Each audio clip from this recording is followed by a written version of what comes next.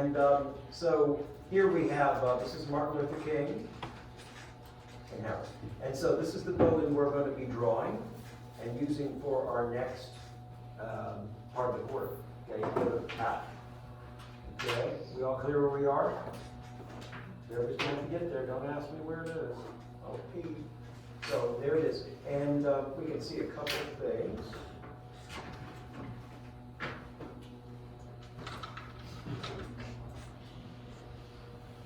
I'll get that way a little bit. You can see, so this facade that we're talking about, this is the facade right here, this facade right there, and then this facade or side of the building right here.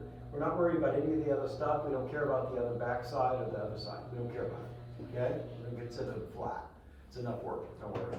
And so, can you tell by looking at the shadow of this tree and the shadow of the building where the sun is coming from?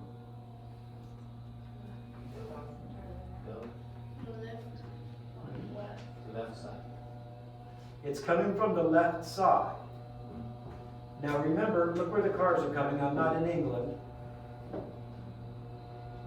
Martin Luther King, you're standing in the middle of the street and they're coming at you.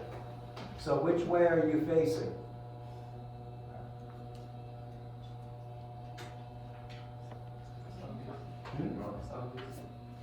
Yeah, south. Okay, good. So see where the arrow is on the, see where the X is right here? See that? Okay. And the arrow, the way I'm moving this way, I'm looking toward the south. So this shadow must be in the morning or in the evening? Morning. Because the morning sun is coming from over here, passing over the building, over this edge.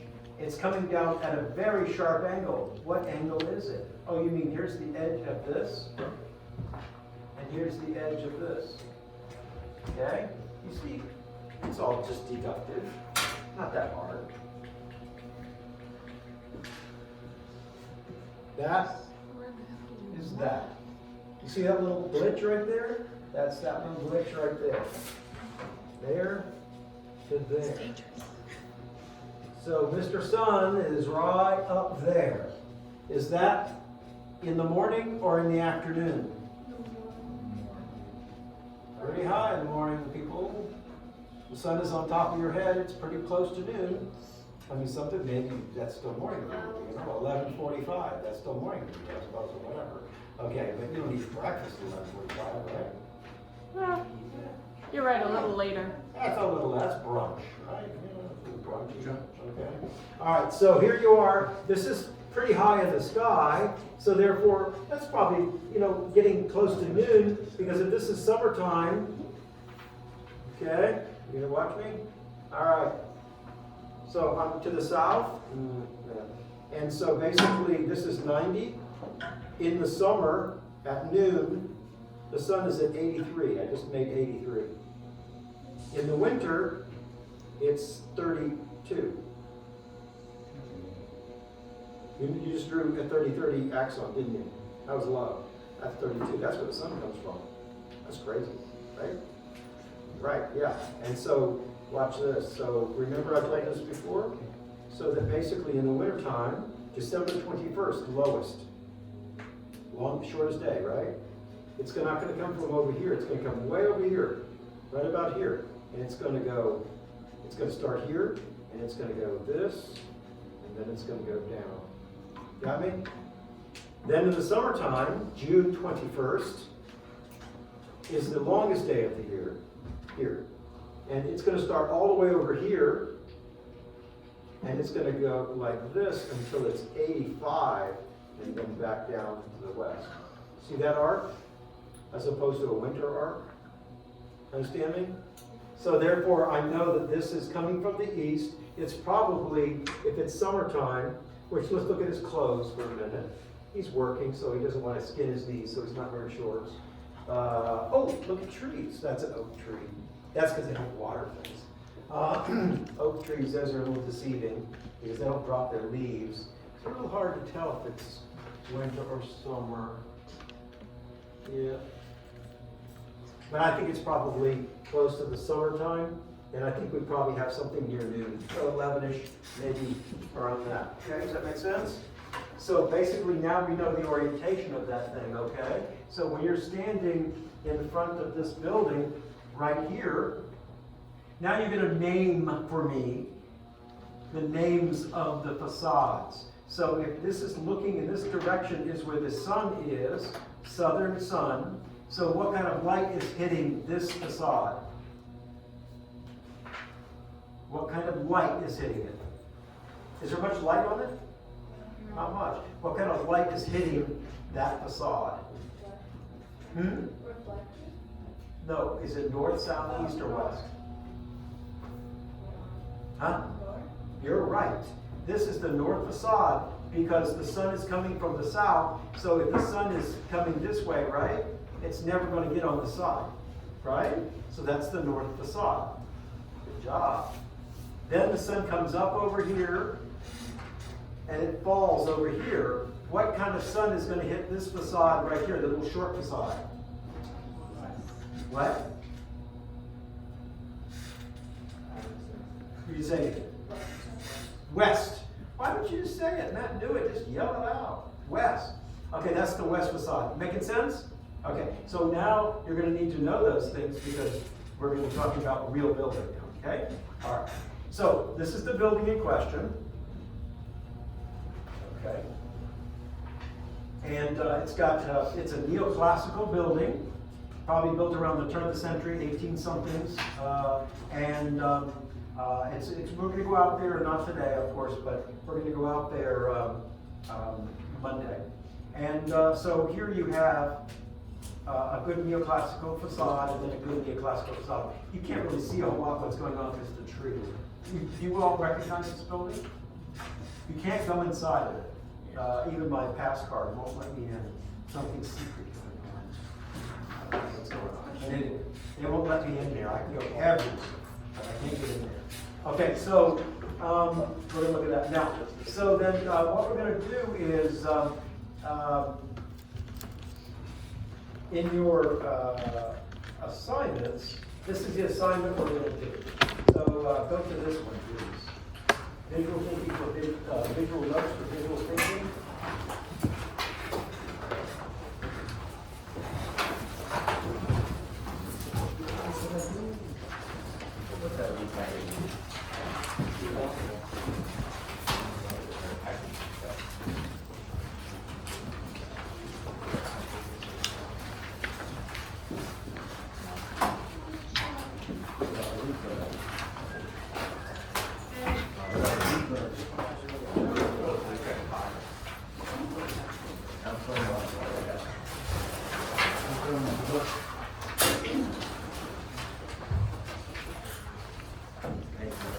All right, so you can see here,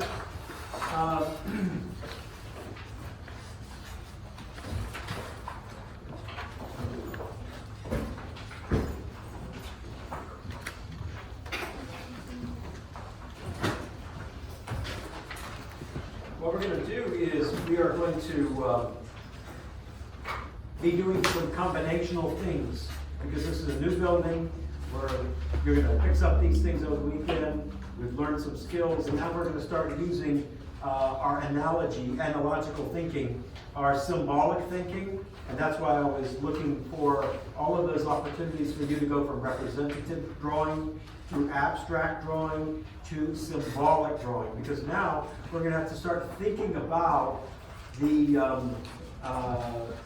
Pei Ling gallery.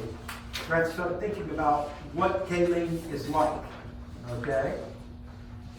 Does anybody from those images that I just showed, and you saw that, did you have an impression, if you could say, Pei Ling is like, just give me anything, don't worry, and nothing is wrong. Pei Ling is like a what? An eye. An eye? Yeah. An eye. Talk to me about this. So since you said you cannot look into it, like inside the building. Okay. It's like you cannot look inside your own eyes. Stretchy, very stretchy. Interesting, okay. So is it almost, yeah, I don't know. I mean, it's not physically like an eye, that's okay. But it has sort of the concept of the eye, that you can't look into your own eye. Is that something you've thought about? Yeah, I just think like since you have to pick something like that, I thought maybe like thinking about what I might do with Ah. stuff. That's very interesting. It might be then that you're thinking about, you're personifying. Do you know what that means, people? I hope you're taking notes. You're personifying the idea of Pei Ling. You're giving it human characteristics, so it is like an eye. But you're talking about it's like a blind eye, right? You know, this is very interesting because, I'm holding judgment until I'm processing with you, because I'm trying to think, and I'm collecting all the information I have in my head. And we have something in architecture called blind windows, or blind arches. So I'm just going to go, you're going to come up with ideas, and I'm going to help you with your references to help you study those things. So we can call them, BLRND.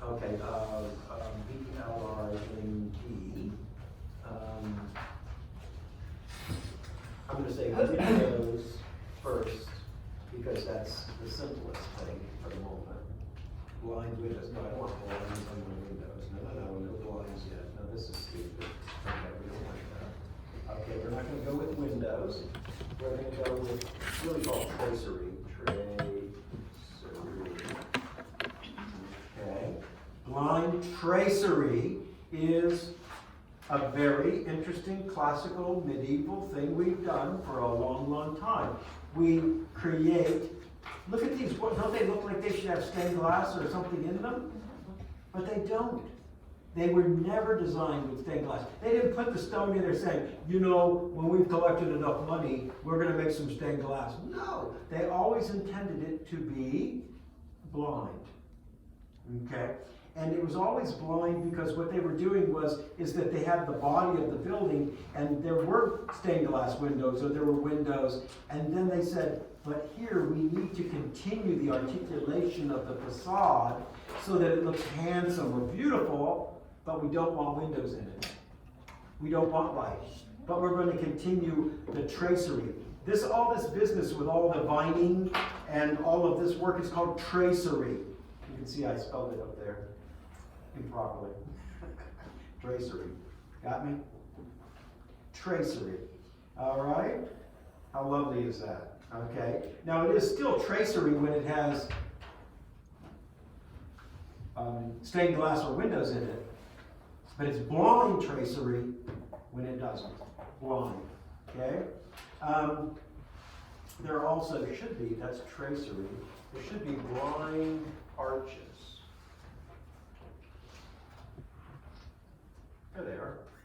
Blind arches. See them? Interesting. I think that's kind of interesting because notice how we're personifying that thing we do in the architectural thing. Do we think we do this in the interiors? Oh my God, all the time. In fact, blind alcoves are in the interior. You'll see them in the drawings. Okay? So very good. That's an interesting idea. You know what? I don't know where that's going to go, but that's an idea. And that's a good place to start. I think it's interesting. Okay? So good. I'm not going to discourage anything. I think that's interesting. And see how we can tie that together? So you study that a little bit. Okay, so who else has an idea just when they saw Pei Ling? Like, Pei Ling is like...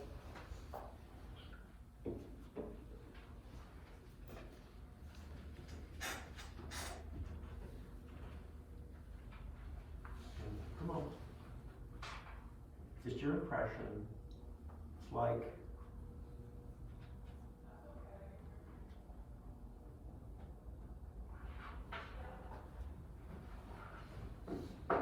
What you think? You just roll it through your head. I don't think you'll like it.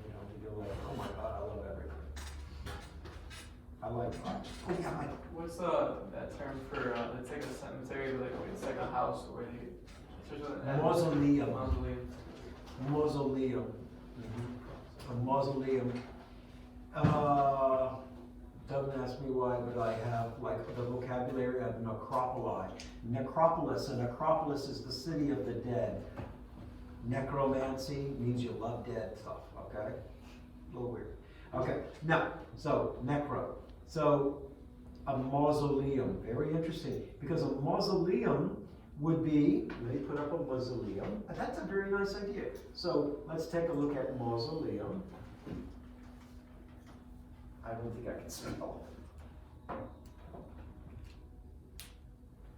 Thank you, Google. These are mausoleum, okay? There's, this is actually a mausoleum and a columbarium, okay? Okay, I'll explain to you. Mausoleum would be for when a body is in a casket and the entire thing is in there. And it's inside of a little house, like that, right? And then it could also be a combination, so that maybe it is the patriarch of the family, maybe the mother of the family or whatever first, and then they're there and it says on the top, Woods, okay? And and that is for the family, a mausoleum, right? That's one way.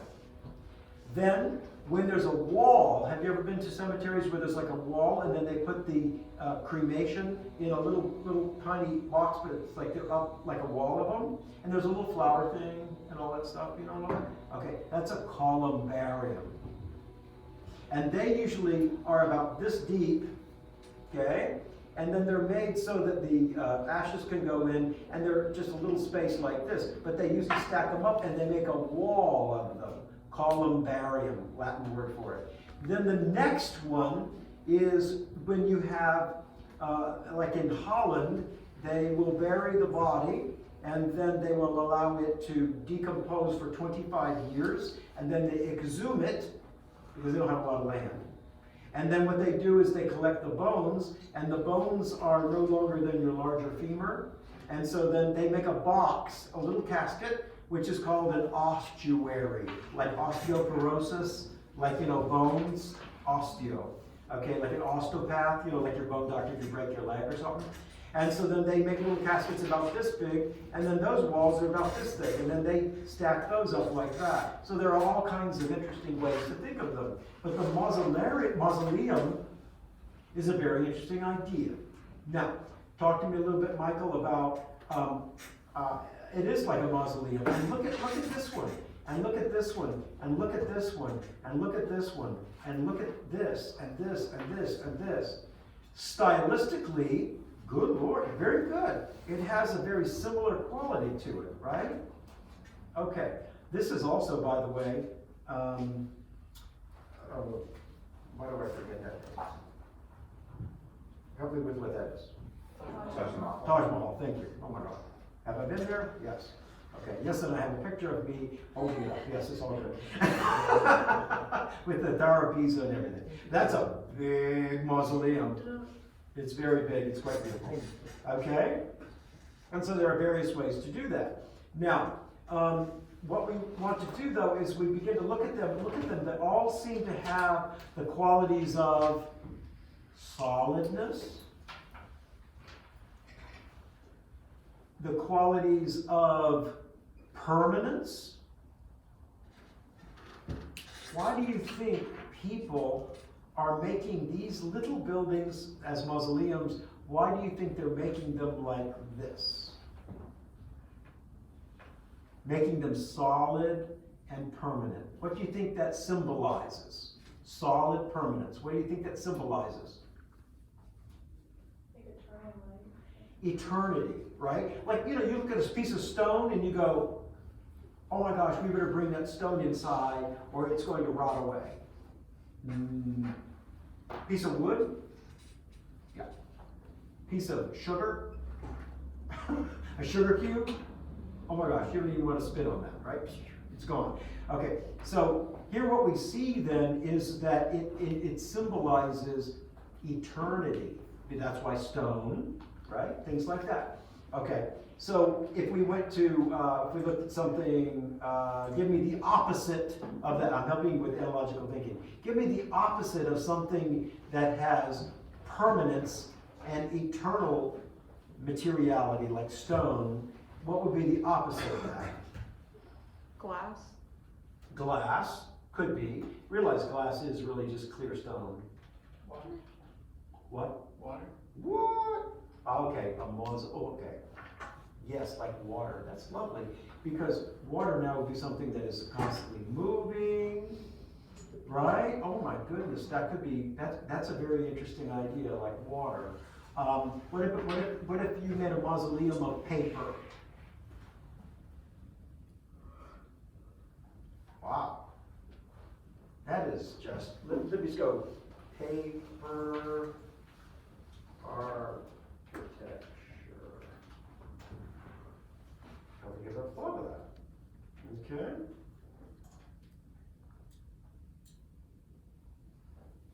Oh, by the way, this is the epitaph by Ledoux for Newton. And epitaph, meaning this is kind of not really a mausoleum, but it's sort of a mausoleum for his ideas, okay?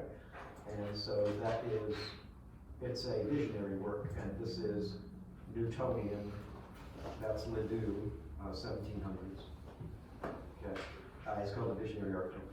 And, but look at these things, like, for instance, look at those things, those are like mausoleums. Those, I would say, I don't think that'd be a mausoleum, it seems so temporal. Like a butterfly or something, right? So I don't think that gives off that idea. So materiality in this case is maybe leading you to this idea of mausoleum. Also, the form language, being very Platonic, seems settled and eternal. That's why it's called classical architecture, right? As opposed to something which would be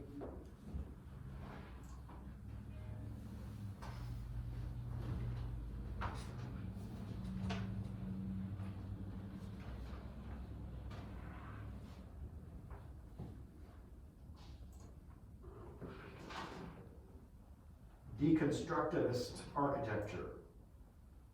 That's not where I want my final resting place. Okay, this looks like it's fallen down, like it's not going to last. It's like, okay? So this may look solid, but it seems to have a line which is not solid. Okay? Okay, so very good idea. I like your idea. Very good. Okay, who else has 90? Like a mausoleum. Let's look at it again. What else? It's like a bank. Like a what? Bank. Like a bank where you get this credit card. Like a bank. Yes, right. Oh, it used to be a bank, by the way. Okay. Okay. Interestingly enough, okay, Lucius, cool idea. Like a bank. Why does it remind you of a bank? We would look up temple type. Now, when I go to the trouble of telling you something, anybody, I'm serious, you need to temple type. Okay, and here we go. This is the temple type in Western architecture. We begin to see the first one early, that's the Maison Calais in Nîmes. And so this is Roman, but it's a temple type. So we begin to see that, see, Lucius? Mm-hmm. That was a temple. Yeah. Okay, and then we begin to look at this. It has plans too that go with it. Okay, here's another one. This is, this is actually in Jordan. It's carved from the stone. That's a weird color. Okay, and so we have all kinds of different ways of seeing these temple types. This is Indian, temple type, right? Look at that, temple type. And that means like a type of person. You know, kind of like if you think body types, you'd say, well, maybe a short person or a tall person, types, right? Okay, so there you go. But now in building, we kind of say it's got rectilinearity, it's got columns, it's got a pediment in the front. It's a temple type. But guess what? We have used the temple type for temples and Baptist churches and banks, and they're all look the same. Kaya Hall was a train railroad exchange. And we keep using temple type over and over again, but for different functions. We even use it for houses. You know, the temple type as plantation house.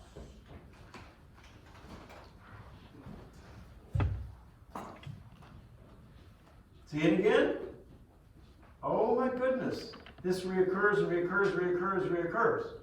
Okay, so even in Eastern architecture, we might see the pagoda, and we would see that consistently as a temple type. And then in Japan, we would see certain temple types. It's very interesting how these temple types have created a presence in the architecture. Okay, so Lucius, that's very interesting. It's like a bank, but I think that you're talking about a temple type architecture, and that's something to think about. Yeah, it can be traced to the Roman. It's really strong idea. Okay, now what we do is we're just starting right here. We've got 5 weeks to get there. Okay, because I'm telling you, the development of idea, this will be the hardest part of this. Getting ideas to visually be expressed by you in these 11 by 17 analytiques will be very difficult. But this is where we must begin. But we've already begun this, haven't we? Because we talked about symbolic drawing. We've already started this idea. Okay, very good. Anybody have one more, and then we'll go to the next bit. Another idea? Matt, you. To me, does it feel like a Viking longhouse? Everything does for you. It's called your schemata. Your schemata it's a very fabulous word, which means your filter. You know what? It could. And why couldn't it? Absolutely, a longhouse. Very nice. Because now we're talking typological, but we're not talking about temple type. We're talking about what's called lar type, and we'll talk more about that. Not really driven. Okay, that's good. Could be good. I love different types of lars. Okay, all right, we good? All right, so there's that. Okay, that is also an idea. Very good. Anybody else?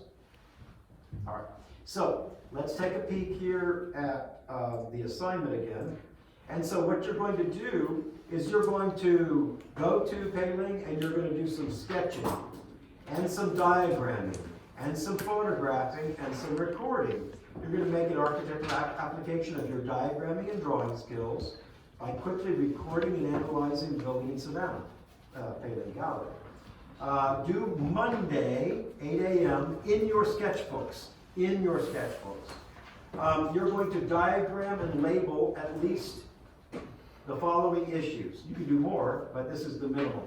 You're going to diagram axis of the whole, symmetry, balance of the whole, rhythm, repetition of the parts, hierarchy of the parts, tripartition of the whole, transition connections of the parts, form of the whole, and space of transitions from inside to outside.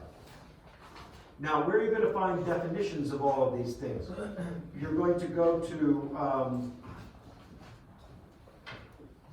in there, you're going to go to form, space, and order, the textbook I gave you. See? Form, space, and order. Right here.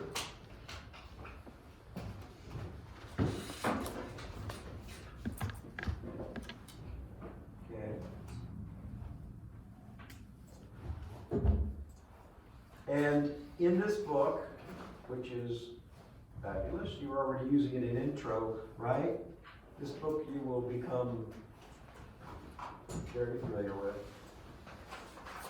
You go all the way to the back of this book. This is my lovely coffee stain book. And there's a lovely index in there. And it stained through perfectly, didn't it? That's really nice. Okay, so you're going to go in there and find those words and define them and do your best to understand how to exhibit them in the exercise. Okay? So this is where you learn from that book. Now, let's see an application of that. This is under the student.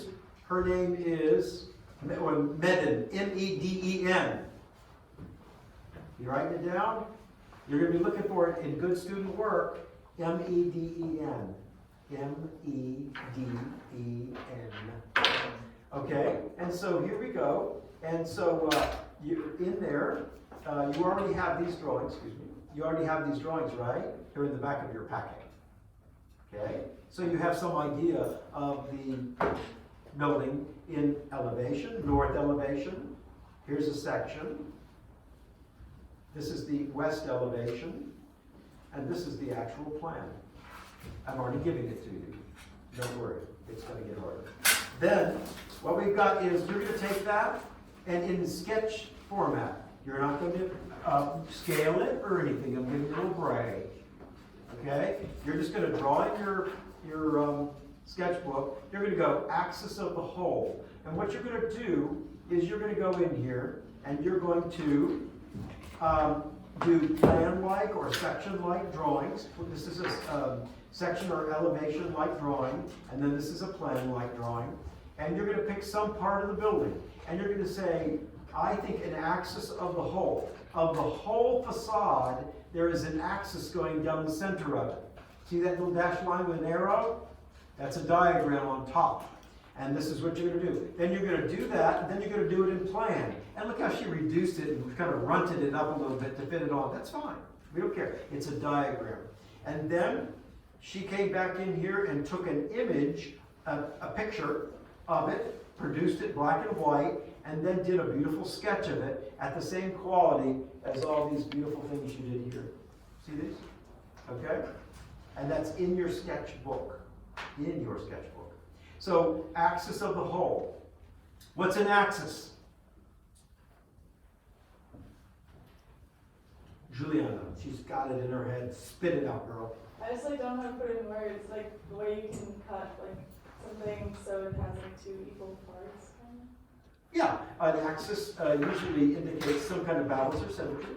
Now, if you go to Form Space Order by Mr. Ching, and you look that up in the index, and you go to that page, you'll read about axis. And it's going to give you a clear understanding of that word. If you look for axis of the whole, you'll never find it.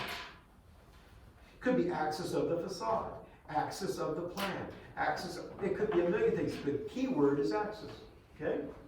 Make sense? And then that's one page. Then, symmetry and balance. We put those together usually because our bodies are fairly symmetrical, but not exactly, so they're really balanced.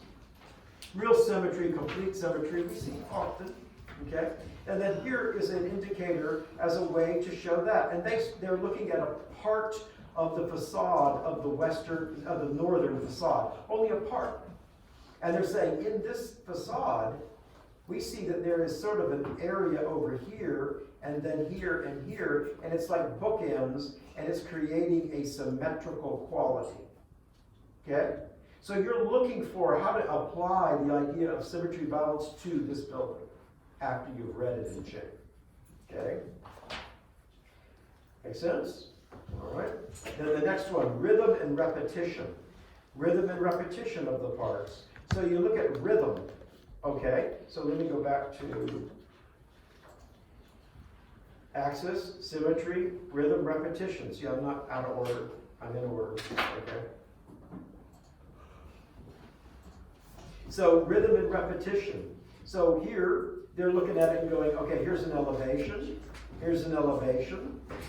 And what they've done here is they've begun to look at the variations of that. So they took an image and they look at how those things are rhythmic. Then over here they're abstracting them. So the first layer is to come in here and do just a representational drawing. The next layer is to do abstractions of it. And then the next one is to do something symbolic. So if you go back to symmetry balance over here, they're saying the elevation is symmetrically balanced like this. If I abstracted that, it looks like this. If I make it symbolic, it looks like a radio. If I do it in plan, it's like this. If it's like this, abstracted, if I think about it as something I am thinking of as a pure pattern, honestly, I can't say that anything is wrong. Look at this one. It's got 3 arched openings, and then we abstract it, and then look, it has this tombstones. You see that? All right. Hierarchy of parts. Again, you've got to go to the book, and you can look them up in Webster too, but I'm telling you what, if you look them up in like Google Dictionary, it's going to give you definitions which are not design oriented, and they're going to confuse you. Okay? So look in this book, it's your introduction to the book. Hierarchy of the parts. Hierarchy is to show the importance of something by scale, size, placement, or color. In this case, she's looking at that front doorway with a pediment over it, abstracts it and said it looks like a pencil, or the tip of a pencil. Then the plan, same thing, and then Pong, some kind of a game. I'm assuming that's a game, right? Is Pong a game? It's an Atari game. Huh? It's an Atari game. An old Atari game, okay. And then here is the image that she took, and then her sketch. Very nice. Tripartition of the whole. Tri. Obviously that has to mean from a Latin prefix, means tri, means 3. Part, 3 parts. Ischen, little French ending, makes it kind of active. So it says 3 parts, or 3 parting. Okay? And so here we have, how is it made up of 3 parts? Well, we can see it's obvious. There it is. And what was the image they looked at? Transitions and connections. And those transitions look like seagulls flying over a, what's that called when the city has that? Skyline. Skyline, there you go. Okay? Form to whole. It looks like a little square. Okay? Okay, does that make sense? Are we good? So then you make a page for each one, and that is basically your assignment in this part for the weekend. One more thing I want you to do. Oh, okay. Any questions? Good. Oh, yes, they're going for you. Okay. All right. So you're going to do that. Your diagram should explore a building in Savannah in plan, or I did everything already. I said it. Horizontal and section elevation vertical. You should also be looking for what the diagrams have in common and how they are different. Please read the assignment, it'll help. Do them all in your 8.5 by 11 sketchbook with pencil and felt tip markers. If you'd like to use black markers, color markers, that's fine. 3 different weights of line always to emphasize hierarchy in your diagrams and sketches. You can refer to visual notes and architectural form, space, and order for examples. Okay? If you're having problems with sketching, you can go to the book called Sketch, and it's in your drive, your Dropbox, 15 to 40, okay? And so that helps you a little bit, okay?